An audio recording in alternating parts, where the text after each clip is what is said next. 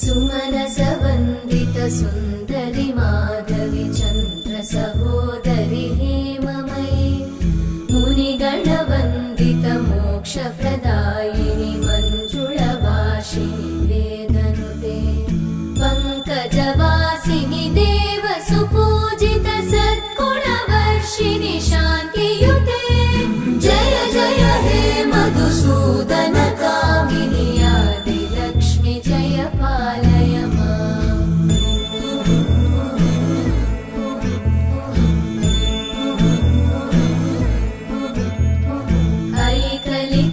ऐकलिकल्मषनाशिनि कामिनि वै